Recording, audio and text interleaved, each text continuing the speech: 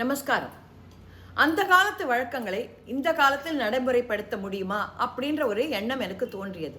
அதாவது ராமாயண காலத்தில் பார்த்தேன்னாக்க ராமர் லக்ஷ்மணர்லாம் குருகுல வாசம் செய்துதான் பாடம் படித்தார்கள். அதே போல மகாபாரதம் எடுத்துக்கொண்டீர்களானால் கௌரவர்களும் பாண்டவர்களும் குருகுல வாசம் செய்தார்கள். அப்புறம் அந்த வழக்கம் கொஞ்சம் கொஞ்சமாக வழக்கொழிந்து விட்டது. ஆனால் ஒரு 50-60 வருஷங்கள் முன்னாடி போய் நம்ம பார்த்தோம்னாக்க ஒரு குடும்பத்துலேயும் ஒரு 5-6 குழந்தைகள் இருக்கும். ஒரு பெரிய குடும்பம், ஒன்றாக இருக்கக்கூடிய குடும்பம் அப்படி இருக்கும். அவர்களுக்கெல்லாம் என்ன பண்ணுவா, அப்போல்லாம் ஒரு திண்ணை பள்ளிக்கூடம் அப்படின்னு ஒரு கிராமத்தில் இருக்கும். ஏன்னா எல்லா குழந்தைகளும் ஸ்கூலுக்கு போகிறதுக்கு முடியாது, ஏன்னா அவ்வளோ ஸ்கூலும் இருக்காது. அதனால் திண்ணை பள்ளிக்கூடம் அப்படின்னு ஒன்று நடந்துட்டு இருந்தது. எல்லா குழந்தைகளும் அங்கே போய் படிக்கும். ஒரு வீட்டில் இருக்கிற பெரிய குழந்தைகள் சிறிய குழந்தைகளுக்கு சொல்லிக் கொடுக்கும். அந்த மாதிரி படித்தார்கள். ஆனால் நன்றாக தான் படித்தார்கள். அப்போ பார்த்தேன்னாக்க எல்லாருமே ஒரு நல்ல ஒரு சம்பாத்தியத்துடன் கூடிய வேலை அமைகிற மாதிரி தான் படித்தார்கள். ஒரு டாக்டர், ஒரு வக்கீல், ஒரு கவர்மெண்ட் ஆஃபீஸில் வேலை பண்ணுற மாதிரி அப்படி தான் எல்லாரும் படித்தார்கள். அப்புறம் கொஞ்ச நாள் கழித்து அந்த வழக்கமும் ஒழிந்து விட்டது. இப்போ என்ன பண்ணுறோம், எல்லாரும் ஸ்கூலில் கொண்டு போடுறோம். எப்போ போடுறோம், 2 வயசு 2.5 வயசு கூட ஆகாத குழந்தைகளை கொண்டு ஸ்கூலில் போடுறோம். எவ்வளோ ஆறுது செலவு, ஸ்கூலுக்கு எக்கச்சக்க செலவு. அதனால் என்ன பண்ணிட்டா இந்த பெற்றோர்கள்லாம் ஒரு குழந்தை 2 குழந்தையோட நிறுத்தி விடுகிறார்கள். அது மட்டும் இல்லாமல் அந்த தாயும் வேலைக்கு போக வேண்டியிருக்கிறது. ஏன்னா school fees, bus fees, uniform fees, extra curricular fees எல்லாத்தையும் மீட் பண்ணோம் அப்படின்னாக்க நிறைய பணம் வேண்டும். அதுக்கு அந்த வீட்டில் இருக்கும் மனைவியும் வேலைக்கு செல்ல தொடங்கி விட்டார்கள். அப்போது வேலைக்கு போகிறச்சே அதில் என்ன ஒரு டிஸ்அட்வான்டேஜ் அப்படின்னாக்க, அவள் ஆஃபீஸுக்கும் போயிட்டு வீட்டையும் பார்த்துக்கிறது கஷ்டமாக இருக்கிறதுனால காலை வேளைகளில் சமைப்பது இல்லாமல் எல்லாத்தையும் வாங்கி ஜொமேட்டோ, ஸ்விக்கி அதிலெல்லாம் ஆர்டர் பண்ணி வாங்கிடுறோம். அந்த மாதிரி வாங்கும்பொழுது நிறைய ஜங்க் ஃபுட்டு குழந்தைகளுக்கு சேர்ந்து போயிடுறது. அப்போ அடுத்தது என்ன வருது, இன்னும் கண்ட வியாதிகள், பேர் சொல்ல தெரியாத வியாதிகள்லாம் வருது. உடனே டாக்டர்களிடம் கூட்டிகிட்டு போகிறோம். அதுக்கு ஒரு டாக்டர் இருக்காளா, வலது பல்லுக்கு ஒரு டாக்டர், இடது பக்கம் இருக்கிற பல்லுக்கு ஒரு டாக்டர் அப்படின்னு சொல்லிட்டு விதவிதமான டாக்டர்கள், ஸ்பெஷலிஸ்ட்டு. ஸோ அங்கே போய் நிறைய காசு செலவழிக்கிறோம். அதுக்கும் பணம் வேண்டியிருக்கு. இதை தவிர குழந்தைகள்லாம் ஸ்கூலுக்கு போகிறச்சே அந்த இடத்துல அதுகளுக்கு பியர் ப்ரெஷர் அப்படின்னு ஒன்று உண்டாருது. எப்படின்னாக்கா, மற்ற குழந்தைகள்லாம் காரில் வரும்பொழுது தன்னால் ஆட்டோலேயோ இல்லை பஸ்ஸுலேயோ போகிறதுக்கு குழந்தைகள் விரும்புவதில்லை. உடனே பேரண்ட்ஸ் கிட்டக்க கார் இருந்தால் தான் ஸ்கூலுக்கு போவேன் அப்படின்றது. உடனே பேரண்ட்ஸ் என்ன பண்ணுறா, ஒரு லோனை போட்டு ஒரு இதை போட்டு ஒரு காரை வாங்கிடுறா. ஸோ இது ஒரு முடிகிற கதையாக இல்லை, தொடர்ந்து கொண்டே இருக்கிறது. அந்த காசு செலவழிக்கிறதுக்கு ஏற்ற சம்பாத்தியத்துக்கோசரம் அவர்களும் ஓடிக்கொண்டே இருக்கிறார்கள். இத்தனைக்கும் ஒரு குழந்தை 2 குழந்தையோடு நிறுத்துகிறார்கள். அதனால் எனக்கு ஒன்று தோணித்து, இந்த ஹோம் ஸ்கூலிங் அப்படின்னு ஒன்று இருக்கிறத எப்போ நான் கேள்விப்பட்டேன்னா, சமீபத்தில் நான் ஆஸ்திரேலியா சென்றிருந்த போது என்னோட மருமகள் சொன்னால், நிறைய பேர் இங்கே ஹோம் ஸ்கூல் ஆப்ட் பண்ணுறா அப்படின்னா என்ன அப்படின்னு நான் கேட்டேன். அதாவது அவர்களே அவர்கள் குழந்தைகளுக்கு பாடம் சொல்லி கொடுத்து அவர்களுக்கு அந்த எக்ஸாமை எழுத வச்சு அந்த அடுத்தடுத்து கிளாஸ் போகிறதுக்கு அம்மா அப்பாவே அவள் சொல்லித்தரா அப்படின்னு. இது கேட்ட உடனே எனக்கு ரொம்ப ஆச்சரியமாக இருந்தது, ரொம்ப பிடித்தும் இருந்தது. இந்த மாதிரி இருந்தாக்க ஒரு பேரண்ட்ஸில் ஒருத்தர், எய்தர் அம்மா இல்லைன்னா அப்பா, யாரும் ஒருத்தர் வீட்டில் இருந்து குழந்தைகளுக்கு பாடம் சொல்லி கொடுத்து கொண்டிருந்தால் பணம் செலவழிப்பதும் கொஞ்சம் மிச்சமாகும். குழந்தைகளை நம்மளுடைய நேரடி கண்காணிப்பில் இருப்பார்கள். ஏன்னா குழந்தைகள் வெளியில் போய் பழகிறச்சே சில வேண்டாத பழக்க வழக்கங்கள், வேண்டாத நண்பர்கள் எல்லாமே அதுகளுக்கு உண்டாருது. அதை நம்ம கண்காணிக்கிறதுக்கு முடியாது. ஆனால் இந்த ஹோம் ஸ்கூலிங் அப்படின்னு இருந்துன்னா நம்ம குழந்தைகளுக்கு யார் ஃப்ரெண்ட்ஸு, அதனுடைய பழக்க வழக்கங்கள் என்ன அப்படின்றத நம்மளால் கண்காணிக்க முடியும். இன்னொன்று நீங்கள் கேட்கலாம், இது சோஷியல் லைஃப் அஃபெக்ட் ஆகாதா, குழந்தைகளுக்கு 4 பேரோட பழக வேண்டாமா, தெரிய வேண்டாமா அப்படின்னு கேட்பேன்.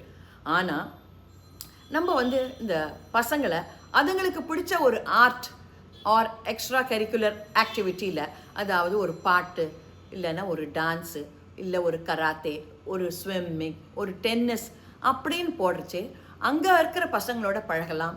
அங்கே இருக்கிற ஃபேமிலியோடு நம்ம பழகலாம்.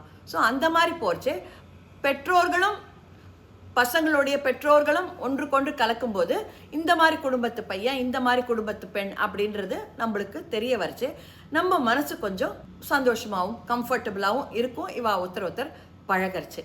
இதுக்கு நம்ம கவர்மெண்ட் அங்கீகாரம் கொடுக்குமா அப்படின்னு தெரியல. ஏன்னா இது ஒரு பரீட்சார்த்த முறையில் பண்ணி பார்க்கலாமே அப்படின்னு எனக்கு தோன்றுறது. ஏன்னா இந்த குடும்பங்கள் சீரழியாமல் கண்டவற்றை சாப்பிடாமல் உடம்புக்கு வரவழைச்சிக்காம ஹெல்த்தியாக கொஞ்சம் ஆரோக்கியமாக ஒரு குடும்பமாக மன சந்தோஷமாக இருக்கலாமே அப்படின்னு எனக்கு தோன்றுறது. சமீபத்தில் நான் என்னுடைய சித்தப்பா அவருடைய கனகாபிஷேகத்துக்கு போயிருந்தேன். அங்கே ஒரு இளம் கப்பல் கப்பல் அவளை பார்த்தேன். பார்த்தா 3 குழந்தைகள் அவளுக்கு. எனக்கு மனசு ரொம்ப சந்தோஷமாக இருந்தது. ஏன்னா ஒரு குடும்பம் அப்படின்ற ஒரு வார்த்தைக்கு முழு அர்த்தம் அப்படின்னு எனக்கு தோணுது. ஏன்னா இப்போ இருக்கிற 1 2 அந்த மாதிரி இருந்தால் ஒரு அத்தை உறவு, மாமன் உறவு, ஒரு கசின் உறவு, ஒரு சித்தப்பா உறவு எதுவுமே இல்லாமல் குழந்தைகளுக்கு புரியாமல் வளர்றது இந்த காலத்தில். அந்த 3 குழந்தைகளை பார்த்தோன்னே சின்ன சின்ன குழந்தைகள் மனசுக்கு ரொம்ப சந்தோஷமாக இருந்தது. உடனே அந்த தம்பதியிடம் சென்று உங்கள் குழந்தைகள் என்ன படிக்கிறது அப்படின்னு கேட்டேன். உடனே அவர்கள் சொன்னார்கள், நாங்கள் ஹோம் ஸ்கூலிங் பண்ணுறோம் அப்படின்னு. ரொம்ப ஆச்சரியமாக இருந்தது எனக்கு. ஏன்னா இது ஒரு சைனாக தோணித்து எனக்கு. அதாவது ஒரு காட் சென்ட் கப்புள் மாதிரி எனக்கு தோணினாவா. ஏன்னா சென்னையில் இருந்துட்டு 3 பசங்களையும் ஹோம் ஸ்கூலிங் பண்ணுறேன் அப்படின்றச்சு எனக்கு ரொம்ப ஆச்சரியமாக இருந்தது. உடனே அவளை ஒன்று கேட்டேன், இதுக்கு கவர்மெண்ட் அங்கீகாரம் இருக்கிறதா, நீங்கள் எவ்வளோ நாளாக பண்ணுறீங்கோ அப்படின்னு கேட்டேன். அவர்கள் சொன்னது, நாங்கள் இத்தனை நாள் அமெரிக்காவில் இருந்தோம், சென்னை செட்டில் ஆகி 2 வருஷம் ஆறுது, 2 வருஷமாக பண்ணிட்டுருக்கோம். முதல் 2 குழந்தைகளுக்கும் பண்ணுறோம்.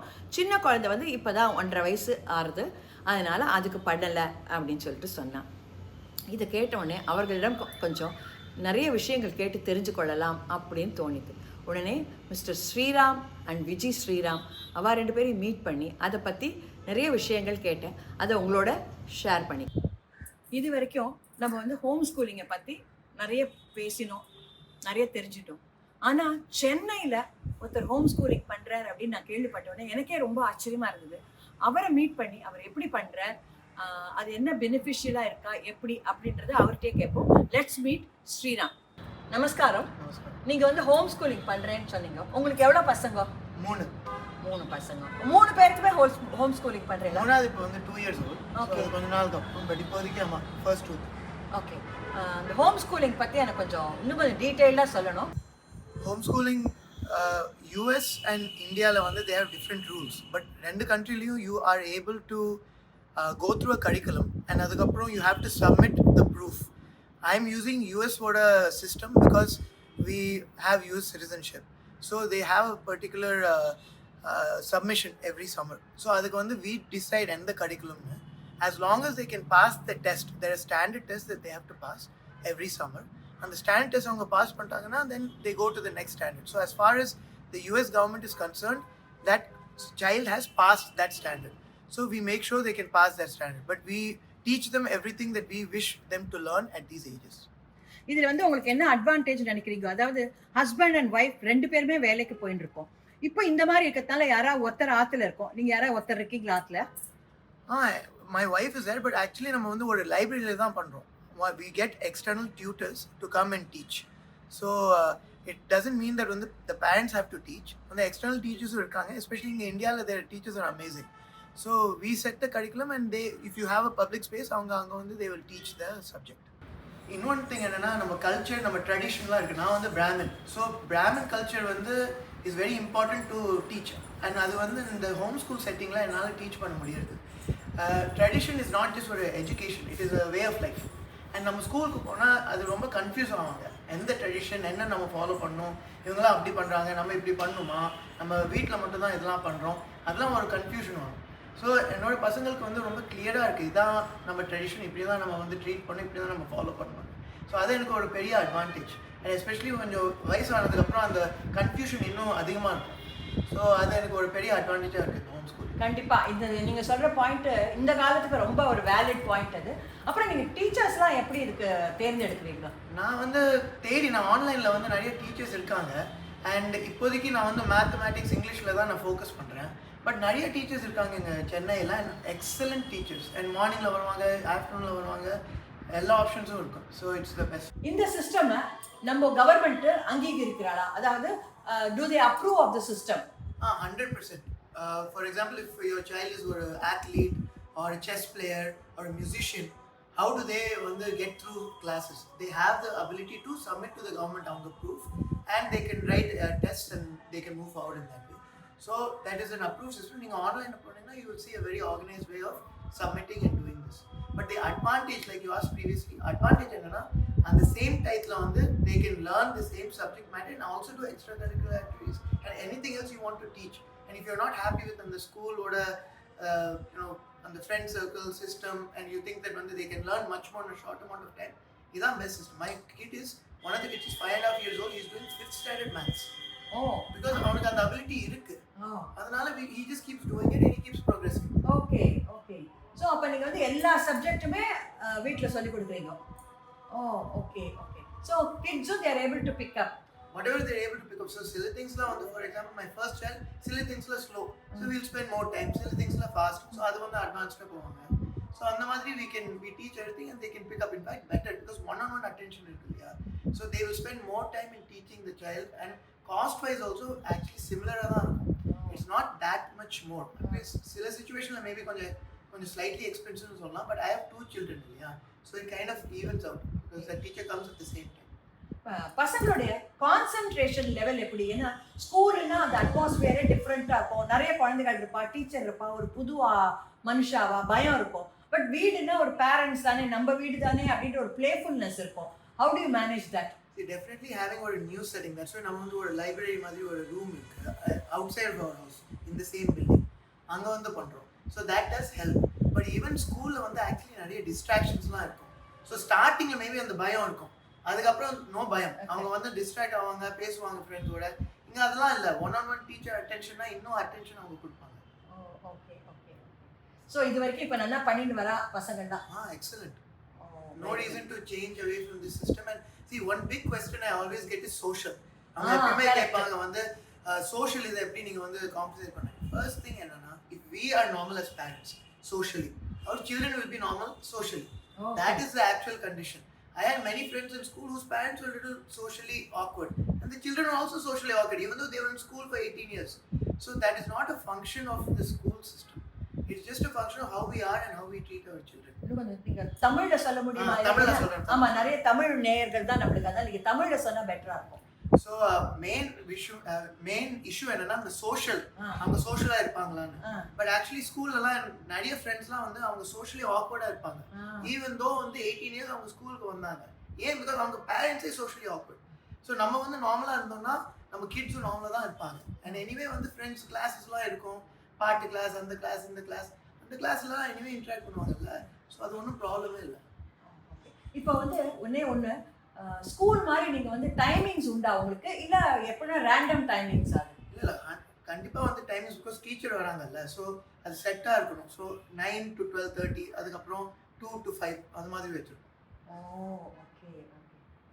Thank you so much. இது வரைக்கும் எனக்கு மெட்ராஸில் இந்த மாதிரி இருக்குது அப்படின்றது எனக்கு தெரியல. உங்களை பார்த்தப்பறம் எனக்கு ரொம்ப என்கரேஜிங்காக இருக்குது, ரொம்ப ஹாப்பியாக இருக்குது. இது நம்ம நேயர்ஸ்லாம் ரீச் பண்ணாக்க நிறைய பேர் இது முன்னுக்கு அவங்க குழந்தைகளுக்கு ஹோம் ஸ்கூலிங் பண்ணணும் அப்படின்றது என்னுடைய ஆசை. Thank you so much. Thank you sir. நம்ம ஊரில் இருக்கிற இளம் பேரண்ட்ஸ்லாம் why don't they come out, try this and find out if this solution is going to help them in a long way. அதாவது அவர்களுடைய குடும்பத்திற்கு மன நிம்மதியும் சந்தோஷத்தையும் கொடுக்கக்கூடிய ஒரு விஷயமா தோன்றுறது. இந்த வீடியோ உங்களுக்கு பிடிச்சிருந்துன்னா please subscribe, share and like. நமஸ்காரம்.